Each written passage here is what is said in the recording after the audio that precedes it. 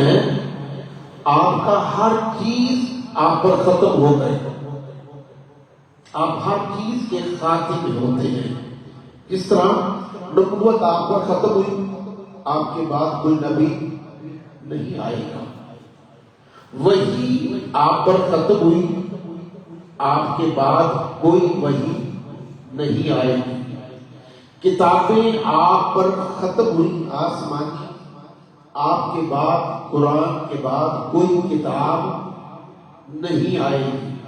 شفاعت آپ پر ختم ہوئی، آپ کے بعد کوئی شافی نہیں ہوگا.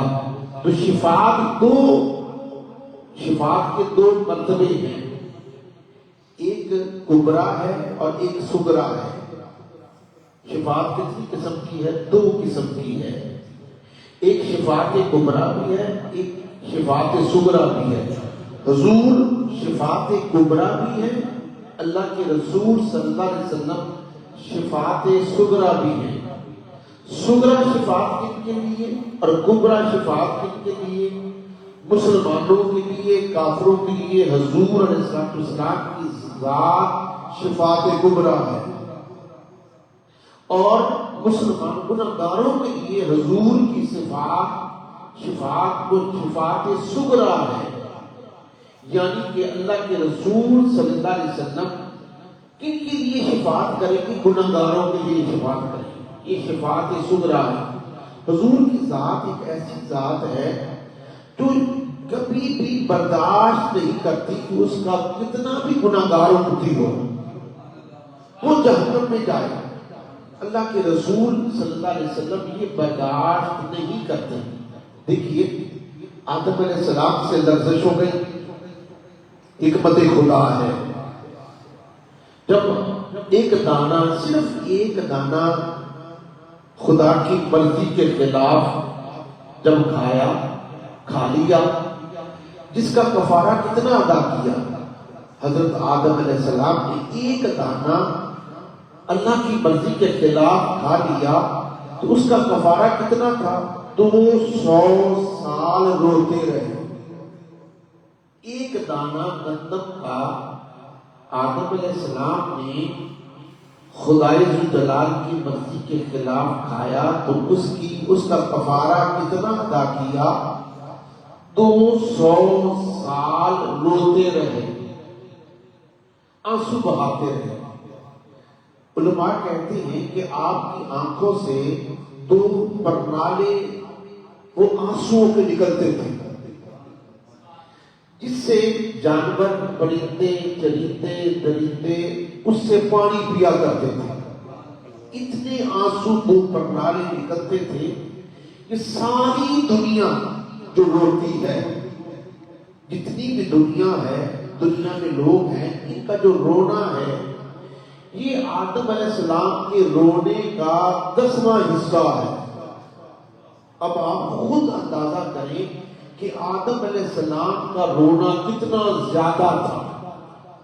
200 سال متواتر روتے رہے. اگر پوری دنیا کا رونا اکٹھا کیا جائے تو وہ حضرت آدم علیہ السلام کے رونے کا کتنا حصہ؟ 10واں حصہ ہے یہ رونا پوری دنیا کا. اس سے زیادہ حضرت آدم علیہ السلام روتے تھے، آپ کی آنکھوں سے آنسو نکلتے تھے تو وہ چرند، پرند، درند وہاں سے وہ آپ کے آنسو کا جو پانی بنتا تھا وہ پیا کرتے تھے. یہ آدم کی جب توبہ قبول ہوئی، ہونے کے بعد جب توبہ قبول ہو گئی، 200 سال رونے کے بعد جب توبہ قبول ہوئی تو پھر آپ نے توبہ کے شکرانے پر، توبہ ہو گئی، قبول ہو گئی، تو اس کا شکریہ ادا کرنے پر آپ نے کیا کیا؟ شکریہ کے طور پر آپ نے 30 حج پیدل ادا کیے. 30 حج کہ اللہ نے میری توبہ کو قبول کر لیا. تو حضرت آدم علیہ السلام نے کتنے حج کیے پیدل؟ 30 حج پیدل کیے. اور 30 حج پیدل کر کے پھر آپ نے کیا کیا؟ کعبہ کی بنیاد رکھی، اس توبہ کی شکریہ پر کعبہ کی بنیاد رکھی، پھر اللہ سے معافی مانگی، پھر اللہ سے معافی مانگی، اور پھر رب تعالیٰ کا خوف ہمیشہ دل میں رکھا۔ یہ ہے توبہ جو حضرت آدم علیہ السلام نے مانگی ہے۔ آج ہمارا حال آپ کے سامنے ہے، ہم ایمان والے ہیں، ایمان والے کہلواتے ہیں، ہم اولاد آدم ہیں، لیکن ہمارا آپ کھانا دیکھ لیں، ہماری عمر کو دیکھ لیں، پھر ہمارا کھانا دیکھیں، ہمارا کھانا اس میں لقمے حرام کے، ہمارا لباس وہ حلال پاک طیب وہ کمائی کا نہیں ہے۔ جب ہمارا کھانا حرام کا ہے، ہمارا پینا حرام کا ہے، ہمارا لباس وہ حرام کا ہے، کیونکہ جھوٹ ہمارے اندر ہے، غیبت ہمارے اندر ہے، چند ٹکوں کے لیے ہم قسمیں کھا لیتے ہیں۔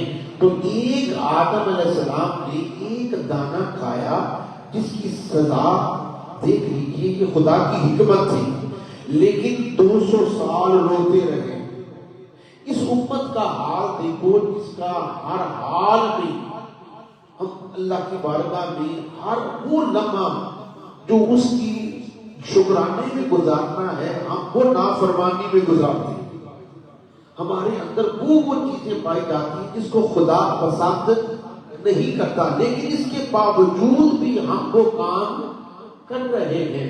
آپ پہلی امتوں کا حال دیکھیں، پہلی امتوں کا حال پڑھ کر دیکھیں۔ اگر پہلی امتیں کوئی گناہ کرتی تھی تو ان کی سزا کیا ہوتی تھی؟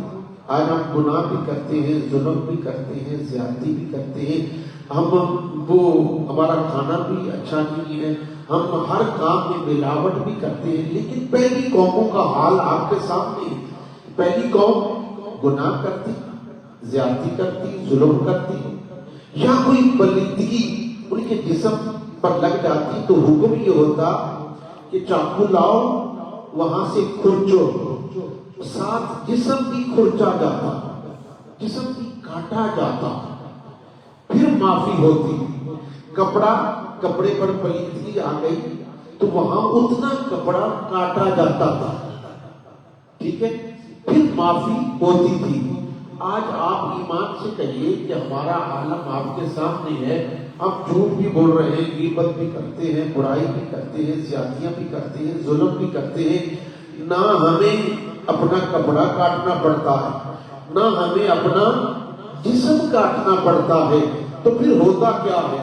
یہ کس کا صدقہ ہے؟ یہ محمد مصطفیٰ صلی اللہ علیہ وسلم کا صدقہ ہے۔